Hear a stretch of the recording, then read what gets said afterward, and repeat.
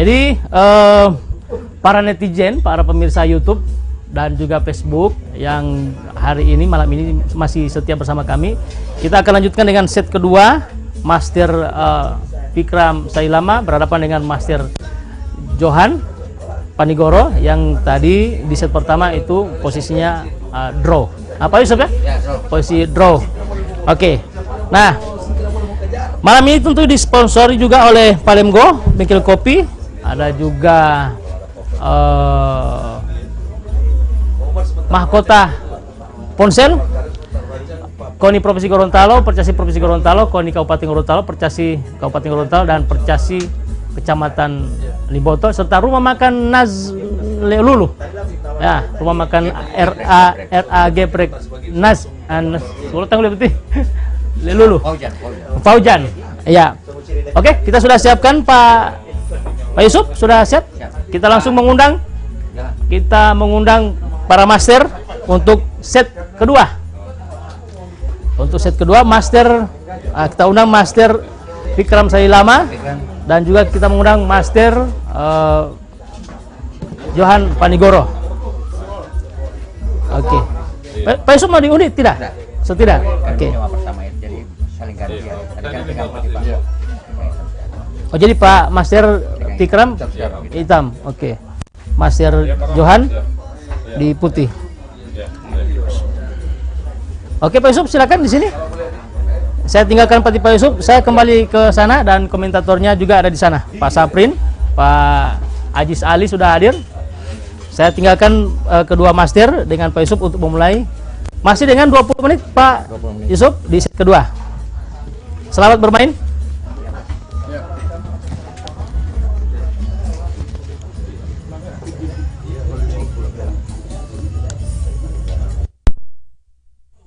E4, E5, E6 ya.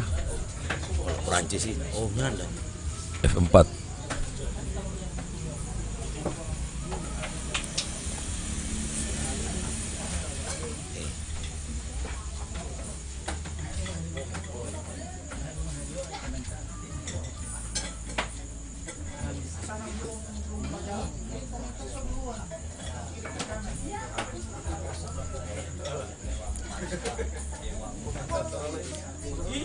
Terasa ya ngoni.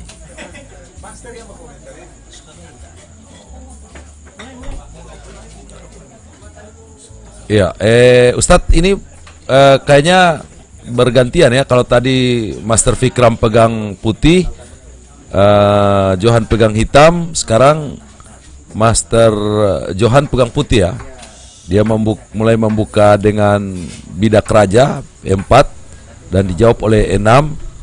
Sekarang sudah memasuki akan menyelesaikan opening ya. Iya, dan Master Safrin, Master Johan ini memang begini tipe main beliau. Jadi beliau ini tipe pemain apa namanya? Penyerang ya? Iya, makanya beliau lebih senang kalau terjadi pertempuran dalam tipe nih, coba lihat. Jadi gajah terus menteri kan? Betul.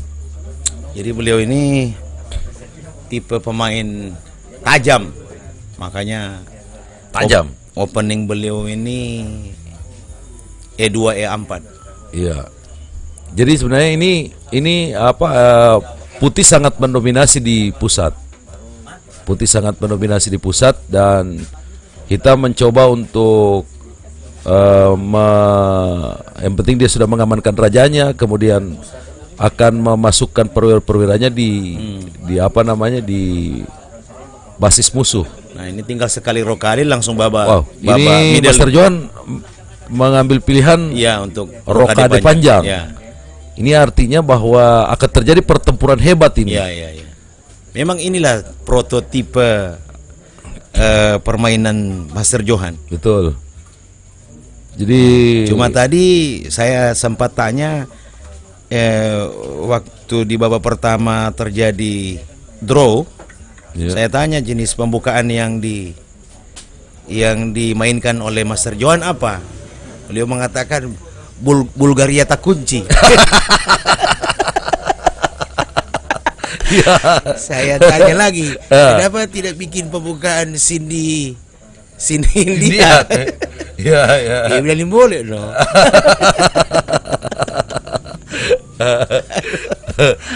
Iya. Jadi Bulgaria Tak Kunci ini opening yang ada di luar teks MCO. Iya, iya. Dan dia jawab, rupanya opening. bukan cuma Bulgaria, 2 negara satu kali.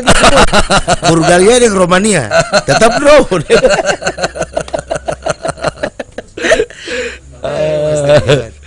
Iya, kasihan. Luar biasa. Iya.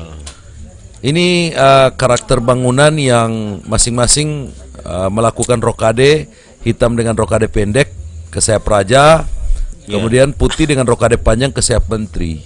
Iya. Ini artinya pertempuran akan terjadi. Jadi putih berusaha untuk mendobrak sayap rajanya hitam, Iya. dan hitam berupaya untuk mendobrak sayap rajanya putih, sayap menterinya putih, yang dimana di situ bersembunyi raja. Jadi yang saya tahu Master Safrin bahwa Master Vikram ini adalah seorang chess player atau pemain catur yang selalu mau defensif, mau protektif begitu. Betul. Jadi positioning lebih ke tapi Ke defend. Tetapi kali ini rupanya memang ini juga maunya Master Johan, sedefend apapun ya, dia harus menyerang, mendobrak. dia harus mendobrak. Iya, dia berusaha mendobrak barisan pertahanan Iya. dari Master Vikram. Iya, jadi Ustadz, bahwa seorang pemain defense itu karakternya lebih menutup bangunan. Dia mencoba untuk menutup bangunan. Tapi kelihatannya sudah relatif terbuka. Iya, karena putih menguasai sayap menteri, pusat. Ya. Sehingga memang kalau dalam prinsip perang itu siapa yang menguasai ibu kota dia akan menang sebenarnya. Nah, strategi hitam adalah menutup bangunan serapat-rapatnya, sehingga dia memiliki kuda yang cukup agresif, yang bagaimana caranya untuk lebih lincah di bangunan yang tertutup. Kalau Pak Umar Karim bilang, Pak Umar Karim sahabat kita bersama Master Safrin, permainan catur ini kan tidak ubahnya seperti jadi teori-teori dalam catur bisa diaplikasi dalam teori pemerintahan. Betul. Artinya walaupun rapi apapun satu pemerintahan menyembunyikan kelemahan, pasti akan terbongkar juga, begitu. Iya. Dan rupanya ini yang diterapkan oleh Master. Jadi Master Johan ini ya kayak kurang lebih seperti Pak Umar Karim lah. Dia mampu melihat kelemahan terdalam dari satu pemerintahan yang lagi susah. Pemerintahan mana ini? Iya. Iya, tapi betul bahwa Master Johan itu dengan tipe penyerangnya dia harus mampu mengintip di mana celah-celah yang ruang kosong. Disitulah ditempatkanlah perwira-perwira yang aktif untuk sewaktu-waktu dapat menerjang di mana raja bersembunyi ya. Jadi dia harus melihat ruang-ruang kosong. Ya seperti tadi itu, bahwa seorang politisi itu harus mampu membaca di mana kelemahan pemerintahan, dan di sanalah menjadi sebagai titik serangan pada apalagi pada politisi yang berkarakter kritikus. Iya. Ini mulai merangsek, mulai menusuk ya. Saya kira ini kalau jalur G ini terbuka, peluang bagi putih untuk bisa. Betul. Ini kalau Master Johan bisa memakan bidak F ya, maka benteng kan sudah disiapkan di jalur G. Betul. Jadi sebenarnya ini permainan tempo yang sangat tinggi sekali. Bagaimana memanfaatkan timing yang secepat mungkin dan seefektif mungkin untuk menang. Dan syarat untuk menang adalah Ini Master Johan sudah akan menyusun menumpuk bentengnya di lajur G karena dia Tapi lagi diancam dengan gajah gelapnya hitam ya. Gajah terangnya hitam. iya betul.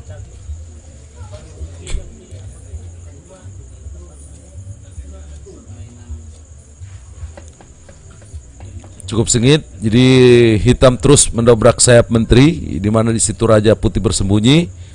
Kudanya sudah ada di A5. Benteng memiliki lajur yang setengah terbuka. Kemudian menterinya ada di E7 yang sewaktu-waktu akan masuk ke sayap raja, sayap menterinya Putih ya. Ya, dan sementara Master Johan dengan buah putihnya ini lebih fokus untuk bagaimana menghancurkan sayap. Yang menarik ini Ustadz, ini bidak G4 dengan F5 ini saling menunggu sebenarnya. Ya, siapa yang duluan? Iya, siapa yang duluan. Kalau Putih duluan tentu lajur hanya sudah terbuka. Betul. Tapi kalau misalnya Putih memakan, lajur G terbuka, tapi hitam memiliki kuda yang cukup aktif. Iya, iya. Yang ada di F5 yang berfungsi sebagai penyerang dan juga sebagai kuda bertahan, menjaga bidak G7 ya. Iya. Kalau Bondo bilang ini, Master Safir masih kenal Bondo ya? Oh ya. Iya. Bondo, ini pembukaan gambit kuda.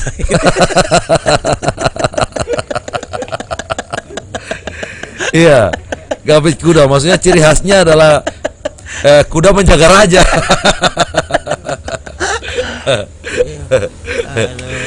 Ini ada ini sudah. Kebetulan ada Om Starky yang juga sedang nonton. Ya. Dengan Ini kita sudah Om terjadi Starky. pertukaran. Nah, sudah terjadi. Ya. Di lajur G. Ya. Nah, ini Terbukalah lajur G. Ya. Tapi untuk menumpuk benteng Putih ini masih diawasi oleh gajah yang ada di Gajah terangnya hitam. Ya. Yang ada di D5 ya. Iya, iya. Iya, iya. Ya. Putih tidak memakan karena dijaga oleh gajah D3 ya. Ya.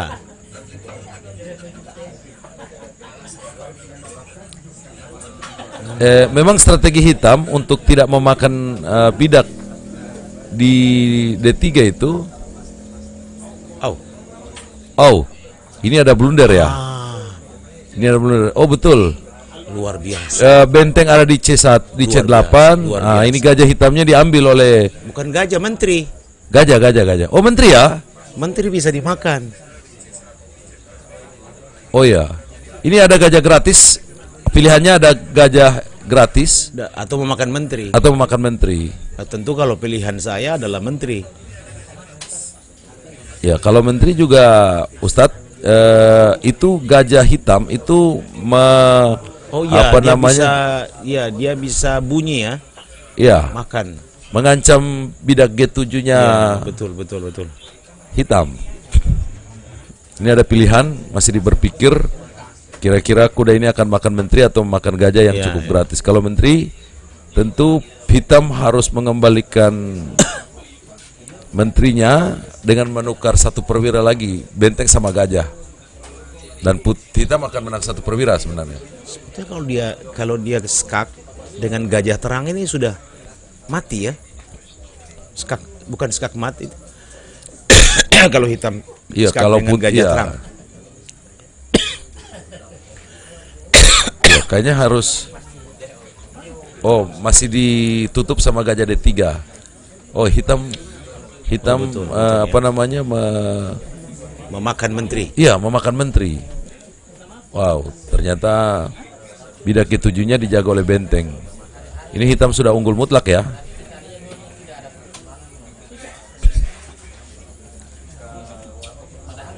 Ini hitam sudah unggul. Luar biasa. Ini strateginya keunggulan yang harus dilakukan oleh hitam adalah menyederhanakan. Iya.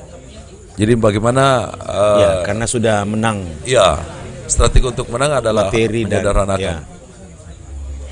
Bagaimana perwira-perwira yang tersisa itu harus disedikitkan di papan. Ya. Dan ini dua bidak terancam sekaligus dua pion ya. Betul.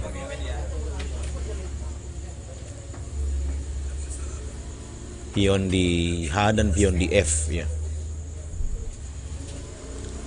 Masih sedikit ada perlawanan putih karena dia memiliki 2 benteng dan 2 gajahnya yang cukup aktif yang mengarah ke raja.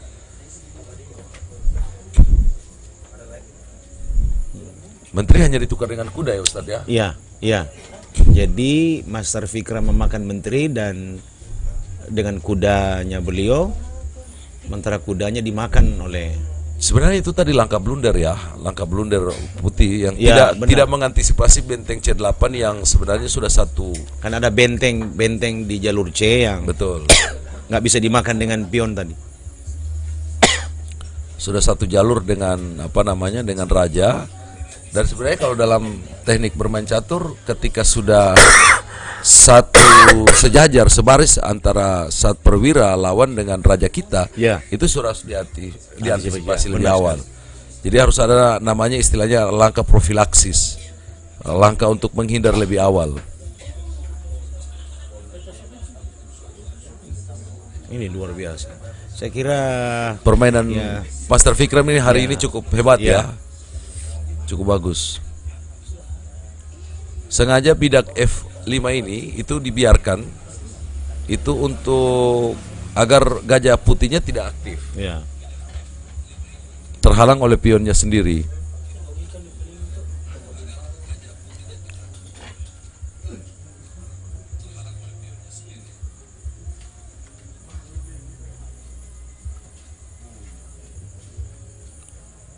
Kita mengancam lagi bidak F4 ini Iya, sekaligus bidak yang di G, yang di di H H3, juga. ya betul.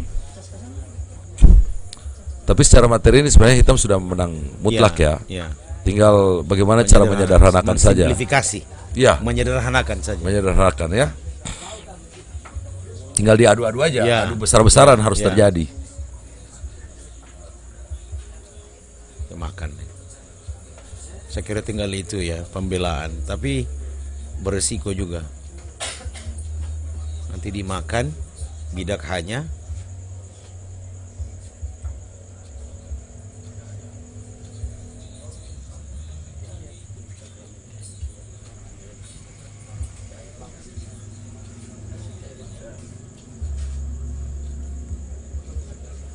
Nanti sulit juga dia membela ini. Begitu dimakan bidak hanya Master Safrin, bentengnya terancam. Ya, mungkin Master John akan menumpuk bentengnya di lajur G. Nggak bisa karena gajah. Oh, ada gajah ya, betul. Gajah terang lagi menguasai diagonal putih ya.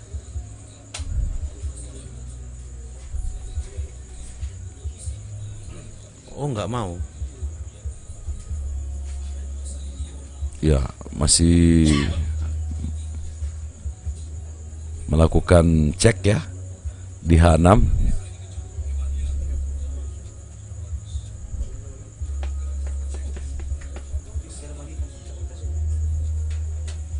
Ini hitam sudah unggul mutlak sebenarnya.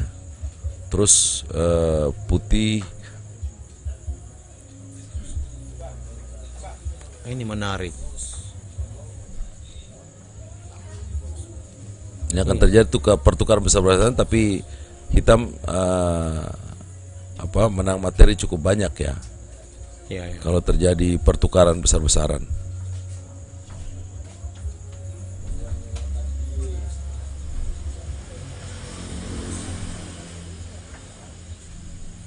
Cukup bagus langkah itu.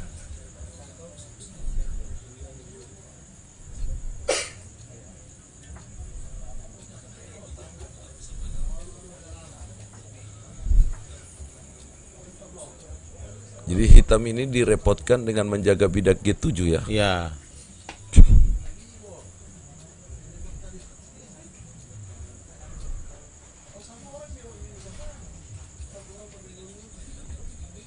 Kita lihat apa yang diambil oleh hitam.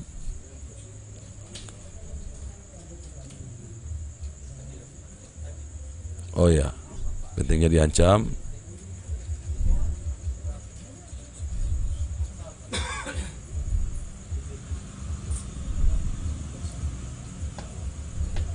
Maksudnya Ustadz ini bentengnya yang diancam ini karena Eh, Oh ya.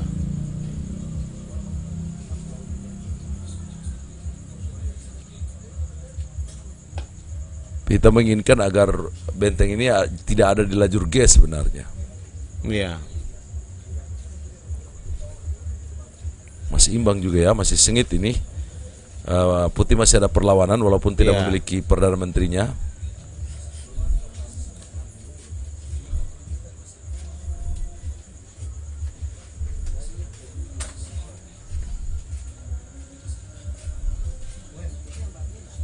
Bagus.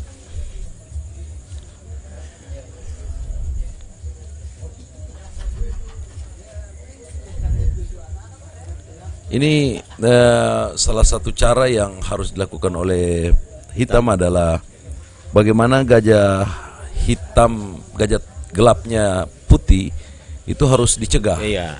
dengan mengorbankan salah satu perwiranya. Mungkin kualitas masih Iya, putih iya. masih hitam masih menang. Ya. Yang penting salah satu gajahnya hilang. Iya, gajah hitam, utamanya gajah hitam. Kalau gajah putih ini masih belum terlalu aktif, kenapa masih dilindungi oleh pionnya sendiri ya, masih terhalang oleh pionnya sendiri yang ada di F5.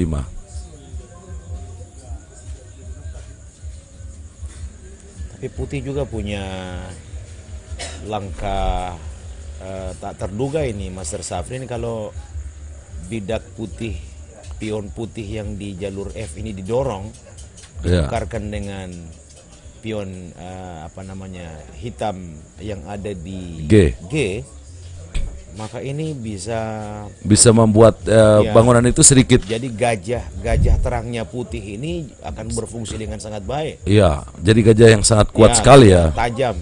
Oh, tajam, betul. Nah, ini Iya. yang menarik. Ini hitam mengancam bidak F5. Ini yang menarik ya.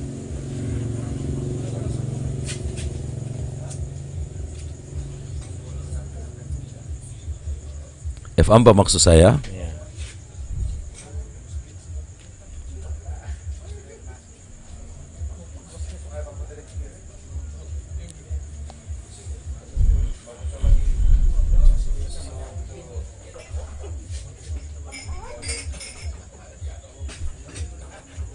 Masih sangat alot ini, Iya. Nah, tidak bisa terjadi kesalahan.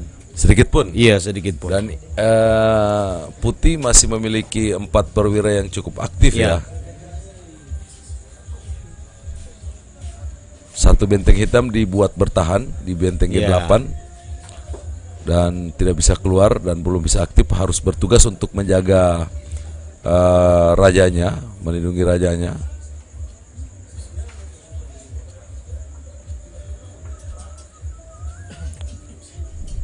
Ini Master Johan, waktu yang tersisa tinggal 8 menit ya.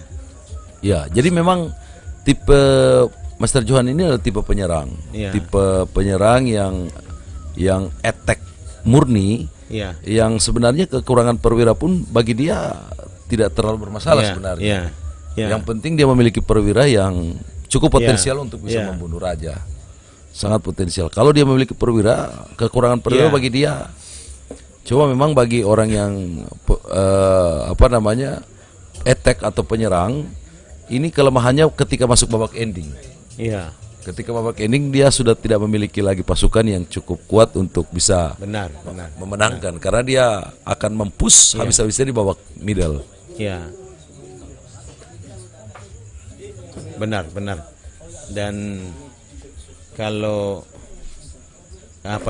hitam melakukan kesalahan sedikit saja, Mas Safrin, saya pikir posisi bangunan buah putih ini bisa memenangkan babak kedua ini dengan pola pendekatan seperti yang ditunjukkan oleh Grandmaster Michael Tal Jadi Michael Tal bisa memberi, bahkan menterinya sendiri bisa diberi. Iya. Yang penting dia fokus bagaimana membunuh raja. Heran saya, Ustadz saya mulai tahu ini. Oh, memang referensi dari pemain dulu. Duda. dari dulu. Ustadz Iya. mulai tahu itu referensi. Iya. Ini Michael Tal ini pemain yang tahun Iya. 60-an ya. Dan tahun 60-an. ya Pernah juara dunia. saya tidak berlebihan kalau mengatakan Master Johan ini Michael Talnya Gorontalo. Oh gitu. Iya. Karena Dia tidak penyerangnya. pusing, Dia ya. tidak pusing ya. Dia tidak peduli menterinya diberi sekalipun. Wah, Yang ini. penting yang dia sasar adalah raja. Oh, Wah, ini menarik. Wah, habis Michael Tal kalau begitu.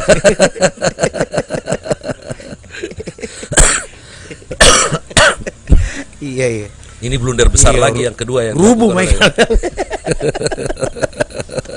Aduh kesian. Aduh, ini blunder besar lagi nih yang dilakukan oleh Master Johan Iya. ya. Aduh. Apalagi yang Nah, akan ini lakukan menarik. ini? Ini menarik. Ini apalagi yang dilakukan oleh Master Johan? Sebenarnya dia sudah harus menyerah ya.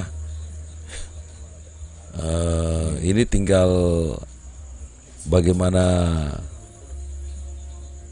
masih ada peluang yang dilakukan oleh Putih untuk mengorbankan bentengnya. Jadi sebenarnya pemain yang dengan tipe seperti Master Johan ini membutuhkan komplikasi-komplikasi yang cukup rumit sebenarnya, Ustaz. Jadi walaupun dengan materi yang tersisa yang cukup sedikit dan sebenarnya secara materi sudah sangat kalah mutlak, tapi dia ingin menciptakan komplikasi-komplikasi yang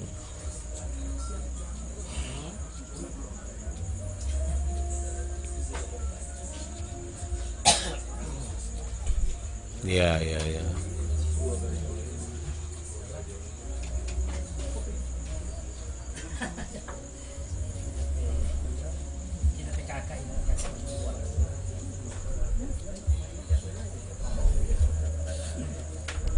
Jadi ini dapat dipastikan Master Fikram akan memenangkan ya, pertandingan di babak kedua ini. hampir bisa dipastikan. Cuma biasanya di detik-detik terakhir Master Johan ini biasa menciptakan Langkah-langkah langkah-langkah spektakuler, ya kan? spektakuler. Iya. Seperti Tapi kalau sudah Ustadz begini- dengan Umar Karim gitu ya. Iya, kalau Umar Karim jauh lah. Tapi kalau begini posisi bangunannya, rasanya tidak ada lagi langkah spektakuler.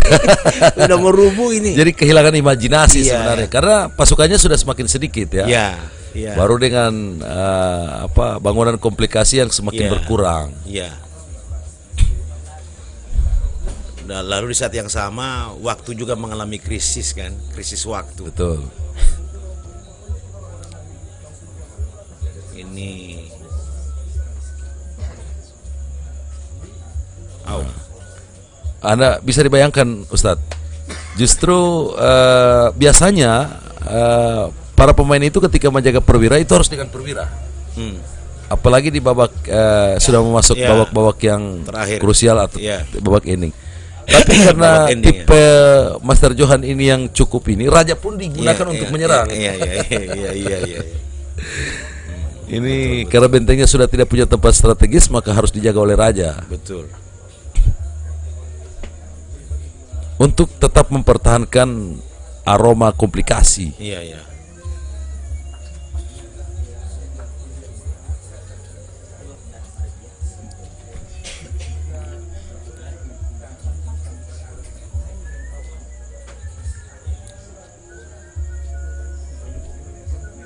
Ini kalau salah satu gajahnya saja dihilangkan oleh Iya, hitam, maka Iya. sebenarnya sudah kehilangan daya dan lumpuh semua iya. bangunan yang dimiliki oleh Putih ini. Iya, iya. Cuma kalau terjadi pertukaran, menteri memakan benteng, misalnya, lalu tersisa Dua benteng sama dua gajah. Iya, dua benteng dua gajah, sementara Master Johan ini memiliki jumlah pion yang lebih, maka ini bisa bisa imbang. sangat seimbang. menegangkan ya. Iya, sangat menegangkan. Iya. Karena pion-pionnya pun akan digunakan sebagai pion-pion penyerang. Iya. Akan membongkar di mana tempat rajanya bersemayam.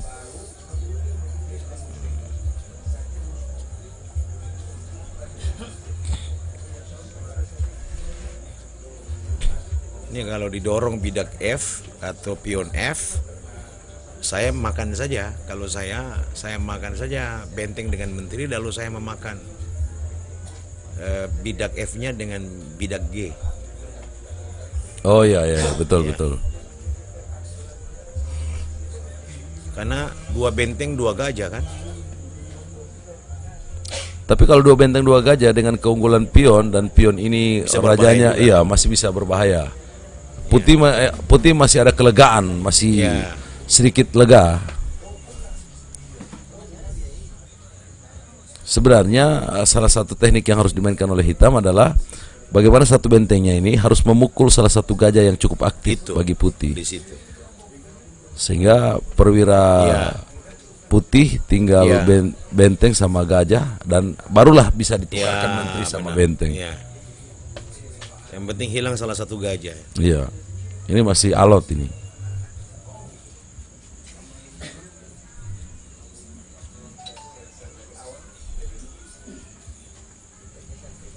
Tadi sebelum babak kedua ini dimulai, Master Safrin, saya tadi mendengar Master Johan mendapatkan informasi per telepon dari keluarga yang di Tuladenggi, ada orang meninggal dunia barusan. Iya. Mungkin karena itu beliau, karena mungkin keluarga yang meninggal, Iya. sehingga pikiran beliau pecah konsentrasi. Iya. Atau bisa saja rakyatnya. Iya, warga Tuladenggi. Iya, memang Iya. Ustadz kalau dalam pertarungan atau pertandingan catur itu Iya. faktor psikologi itu sangat menentukan Iya. sekali.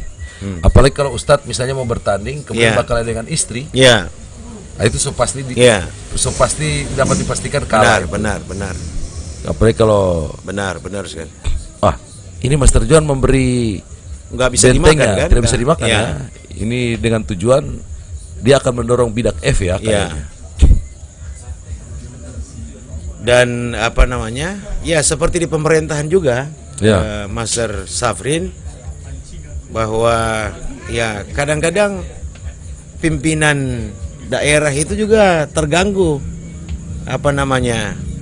nggak bisa mengelola pemerintahan kalau psikologinya lagi terganggu karena berbagai macam informasi liar yang beredar di luar.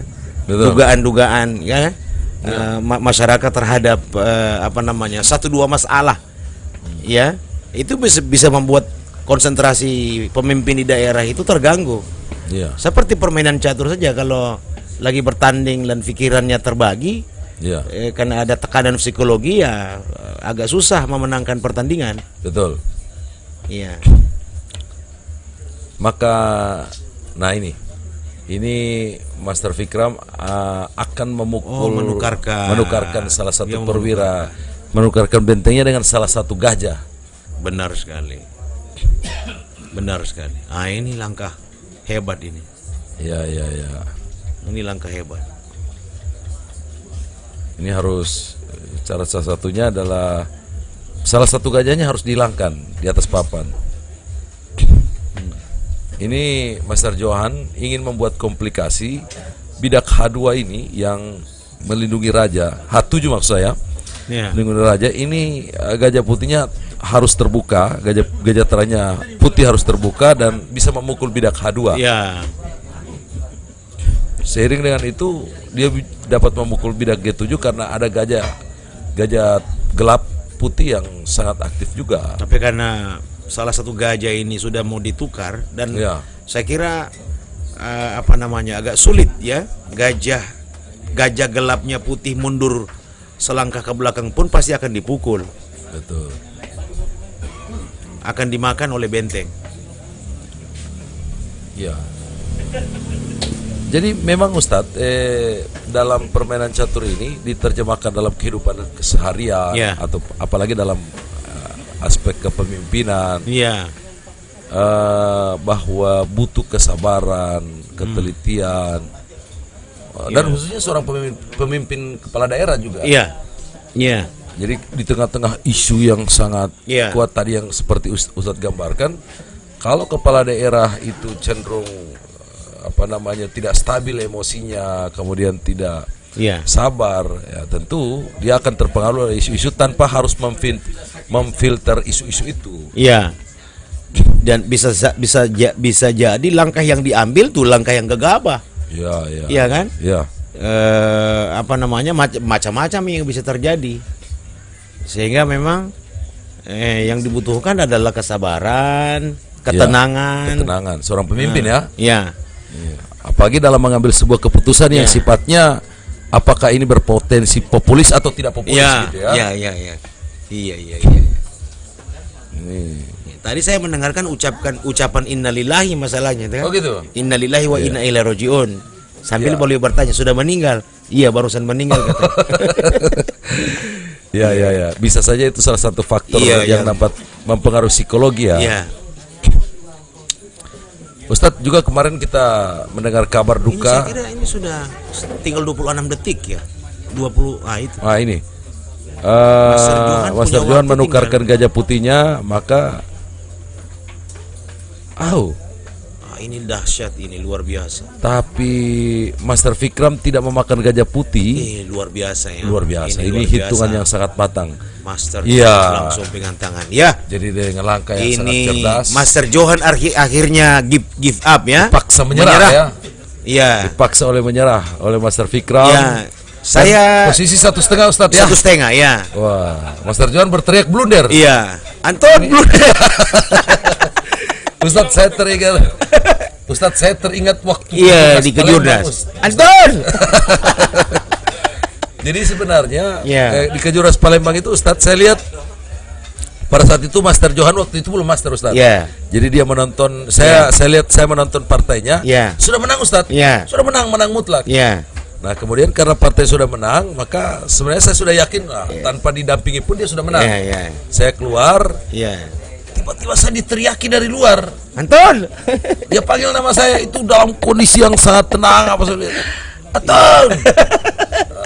Karena jauh jarak saya antara dia, saya tidak dengar. Tapi ketika dia Anton, dia teriak. Iya. Saya lihat, saya tanya kenapa? Blunder. Iya. Ini kondisi yang sangat terulang ya, kondisi terulang yang luar biasa. Jadi Ustadz tadi sebenarnya itu yang saya maksud tadi. Jadi ketika salah satu gajahnya hilang, itu sebenarnya dapat melumpuhkan serangan atau komplikasi yang ingin dibangun atau sedang dibangun oleh Master Johan. Iya. Dan Master Vikram ini sangat luar biasa. Dia mengalihkan gajah putih itu ke tidak mengarah kepada rajanya. Justru benteng Master Vikram sengaja diberikan percuma. Serangannya Pada saat dimakan dengan gajah terangnya Master Johan, gajah terangnya tidak dimakan. Betul. Oleh menteri. Justru bidak yang sebenarnya dijaga oleh gajah tadi itu dimakan dan rajanya harus turun ke bawah, dimakan lagi bidak F4-nya. Gajah hitamnya yang akan diambil dan langkah Master Vikram memakan pion Master Johan sambil sekak begitu. Cukup hanya butuh satu langkah saja untuk membuat Master Johan menyerah. Betul. Angkat tangan, ya. Betul. Sambil dia teriak blunder. Sambil teriak blunder. Iya. Hilang. Langkah spektakuler fenomenal hilang. Iya. Padahal saya tidak melihat spirit seorang Master Johan yang sesungguhnya dalam pertandingan tadi, babak kedua tadi. Rupanya karena terganggu dengan informasi ada orang yang meninggal dunia barangkali tadi. Iya. Saya kira. Iya. Jadi Michael Tal Gorontalo rubuh. Michael Tal. Ya, akhirnya Michael Tal mengatakan blunder, iya kan? Saya undang dulu Master Uyun menemani Ustadz ya. Silakan Master Uyun. Master Uyun dan calon Master Abadingo. Ya. Pergantian pemain.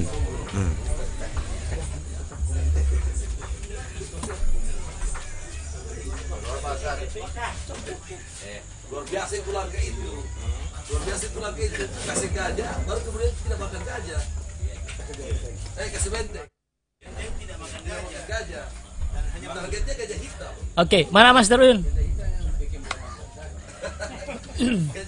Ya masih bikin komplikasi lah. Iya, Master Uyun tadi kalau kita sudah saksikan di set pertama, set kedua, set atau babak kedua? Ya. Set babak Babak kedua. Oh, babak kedua. dimenangkan oleh Master Fikram, Pak Fikram Sailama. Nah, analisa Pak Uyun selain dari analisa Pak Saprin Said, Master Saprin dengan Pak Ajis Ali. Apa yang saya bilang dari awal bahwa Perkiraan saya tadi meleset. Kalau Abah Dinggo memperkirakan iya, Abah Johan lebih iya dari ending itu. semua. Iya. Tapi itulah kehebatan Pak Fikram. Defense-nya yang luar biasa. Counter attack-nya cepat. Teori yang dimainkan oleh Master Fikram apa yang di set kedua? Ya itu yang selalu kita sebut alamiah batinia Hongaria itu. Hongaria itu. Oh, memang. Ya, Hongaria itu yang susah diciptakan. Oh. Ketemu dengan Cindy Hindian. Sini nih. Punya julukan masing-masing. Nah, kalau menganalisa blundernya Pak Master Johan tadi bagaimana? Kenapa sampai blunder? Saya kurang lihat tadi partainya. Yang Pak Johan blunder saya kurang lihat. Tapi dari segi posisi, saya lihat masih imbang. Pak Johan ingin mengutak-atik permainan, ingin menguasai semua. Alamiah batinnya Hongaria tadi itu. Namun Pak Fikram defense-nya luar biasa, sulit ditembus. Mungkin Ayah Johan dari Pak Johan agak sulit dia mungkin prestasi. Bagaimana dia agak cepat-cepat ingin menghancurkan pertahanan dari Pak Fikram. Tapi berkat defense-nya yang luar biasa, kalah. Ada tadi yang menarik komentar dari Dr. Iwan di Facebook tadi. Waktu di set pertama, babak pertama, seandainya bangunan tadi itu rubuh pas bagoyang tadi, jadi bagaimana itu? Nah, kalau dia rubuh tadi itu, kan bagoyang tadi papan catur dengan dengan biji catur. Pada saat di ending tadi, seandainya kalau rubuh istilah Gorontalo, nah baru mau hitung bagaimana itu? Diambil buahnya, diperbaiki kembali. Tapi jamnya masih boleh lanjut. Masih bisa lanjut. Masih bisa lanjut. Oh, saya kira tidak boleh. Yang penting dia lilu. Kalau lilu kan mah istilahnya mah. Tapi mungkin set yang terakhir ini, babak ketiga ini mungkin lebih. Oke, menganalisa dari set pertama, dari babak kedua. Babak kedua untuk babak ketiga nanti. Nah, analisa Master Uyun. Mungkin babak ketiga ini kan terakhir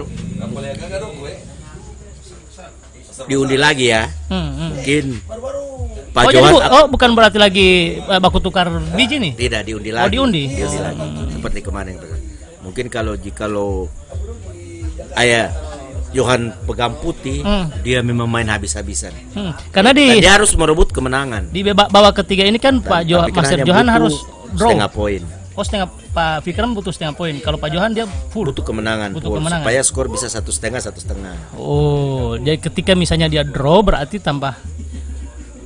Kalau draw dia jadi 2,5, 2-1. Berarti Pak Fikram yang menang. Pak Fikram yang menang. Oh iya. Kalau misalnya Pak Johan yang menang. Kalau Pak Johan menang berarti dia sudah 1,5, 1,5. Berarti draw.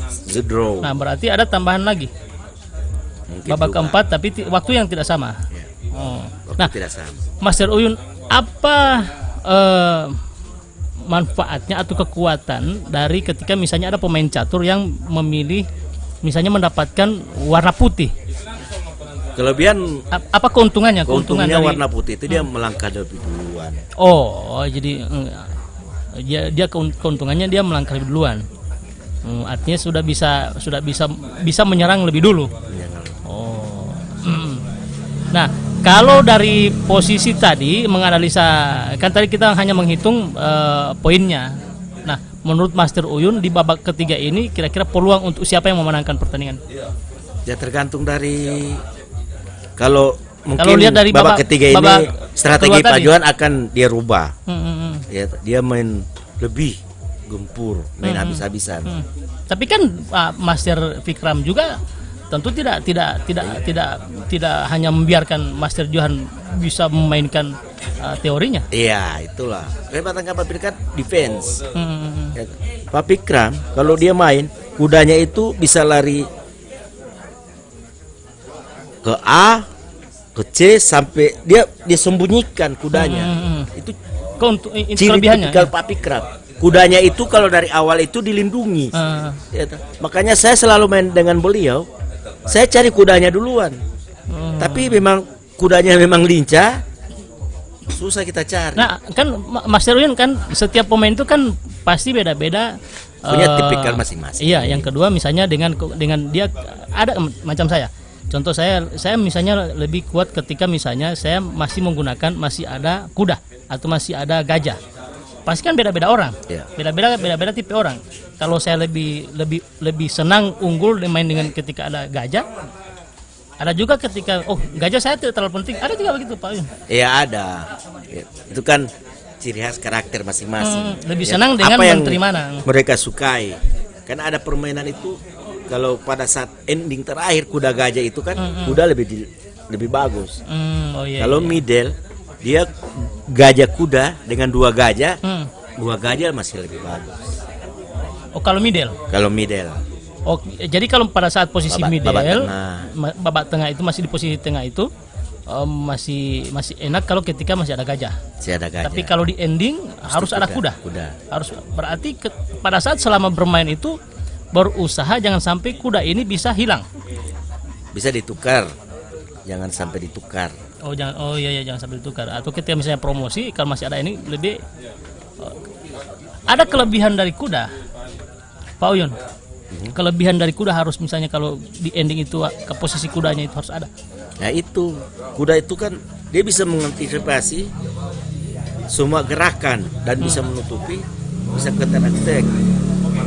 Untuk kuda, kalau kuda ada istilahnya kalau skak dengan kuda tidak bisa ditutup. Oh iya. Harus geser. Iya. Kalau kuda yang sobat skak tidak bisa ditutup. Okay. Kalau gajah masih bisa ditutup, masih bisa lari. Kalau skak dengan kuda tidak bisa ditutup. Oh iya itu. Setiap permainan catur punya atir sendiri-sendiri. Benteng, gajah, kuda, menteri, dan pion. Dia punya nilai tersendiri-sendiri. Saya Pak Uyun sebenarnya master juga saya. Sama dengan Master Johan, Master Saprin, Master Fikram, Master Ben, Master Uyun. Iya. Dan Master siapa lagi? Pak Budi, Pak Kasmin. Pak Budi, Master Kasmin. Saya juga master. Iya. Mas Tester.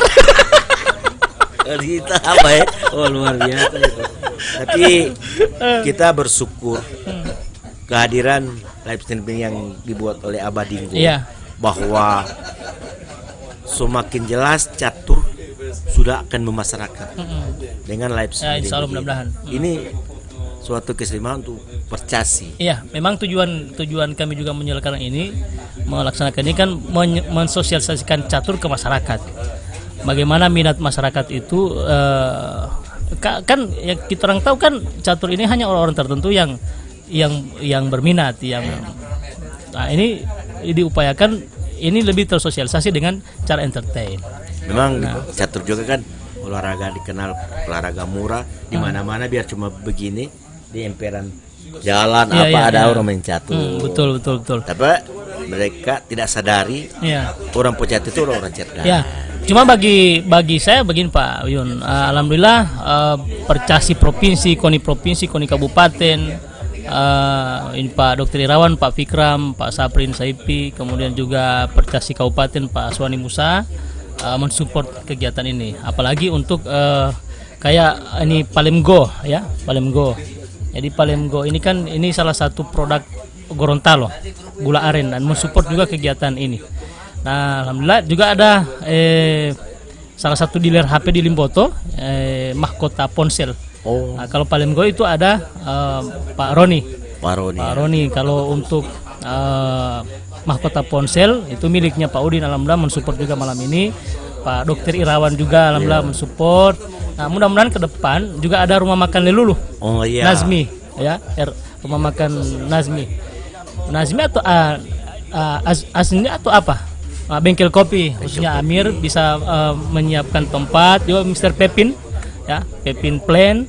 Ya, alhamdulillah bisa terwujud, dan juga tidak cuma itu Pak Uyun, dari para master yang mensupport kami termasuk Pak Uyun, yang lain juga para pecatur-pecatur, insan catur yang mensupport ini kegiatan ini kami bersyukur dan mudah-mudahan ini bisa disupport terus. Mudah-mudahan juga ke depan makin banyak swasta yang melirik ini dan mereka tidak hanya untuk promosi produknya, tetapi untuk bagaimana menghidupkan percaturan di Gorontalo. Itu tujuan kami sebenarnya. Apalagi ikut stand Abadingo berkecimpung dalam catur. Setahu saya Abadingo cuma di olahraga sepak bola. Itu yang saya tahu. Sekarang udah berkecimpung bermusik catur. Iya. Itu luar Oke. biasa bagi kami. Ya, Pak Yusuf Walangadi, alhamdulillah supportnya sudah siap yang set ketiga, babak ketiga. Oke, sudah siap meja. Ya, alhamdulillah di 8 master di Gorontalo ketambahan 1. Abadingo master. Master Ster. Wala Ipan. Mar saya akui kalau Gisli main, wah luar biasa. Kita undang Pak Lawannya tidak datang.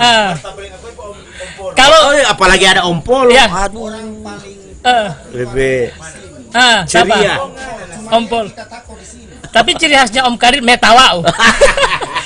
Oke. Pak Gisli itu dengan Pak Umar Karim itu nanti di partai hiburan. Ah, itu yang saya tunggu. Sodorang pemain, sodorang komentator. Sodorang wasit. Oke, kita undang komentator lain, Pak Saprin, Pak Gisli. Saya ke Pak Yusuf dulu di meja atau di papan catur. Ya, diatur dulu babak ketiganya.